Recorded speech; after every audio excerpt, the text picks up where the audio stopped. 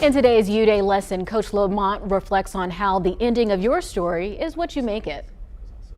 It's possible to believe too much of our own story, that we never find the freedom and healing that we need.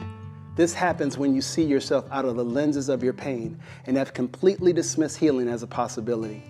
We can believe our story so much that we are blinded by the events that have actually taken place.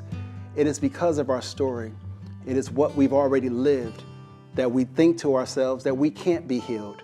I would ask myself over and over again, is this healing really possible for me? When we ask these questions, we are forced to answer ourselves because all the answers live within. And the more dialogue that we have with ourselves, the more we learn. The first thing I had to do is I had to stop replaying my story. The first part of your story is always disempowering. The second part is being written. Healing can happen, but we must be willing to go through the process. That one hits kind of close to home for me. I'll share with you all, I've been in a situation where I've been in a dark place where I feel like it's not going to get better. How do I get out of this? And I would say talking to somebody about it was the first step. And then removing myself from certain environments, around certain circles of people really helps, because you can get in that place where you're just like, it's just not going to get better. But I'm a testament that it can get better. I like that story. It's there's a fine line between looking back and reliving all that so much that you're missing out on the present and the future. And I think you have to look back enough to draw that lesson and then apply that and move on. At some point, you have to let it go.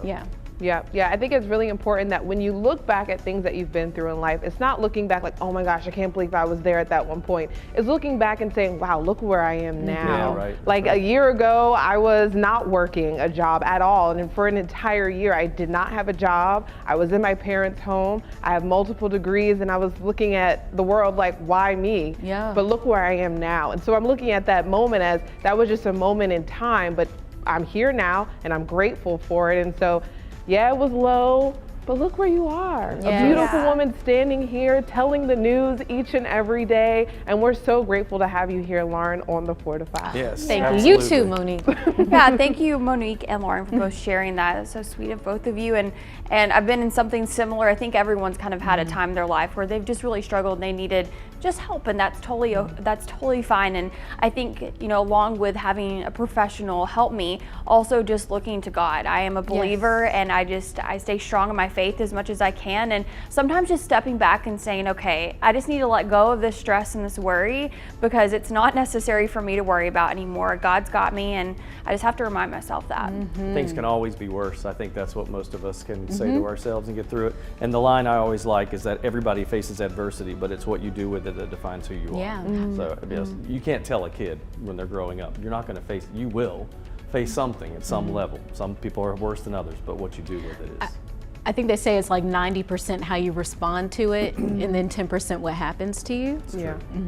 Yeah. See, all this wise advice we're throwing out today, 4 to 5 it's free. church. 4 to 5 therapy session. We're here every day. We'll see you in Youday just a part 2. Our day.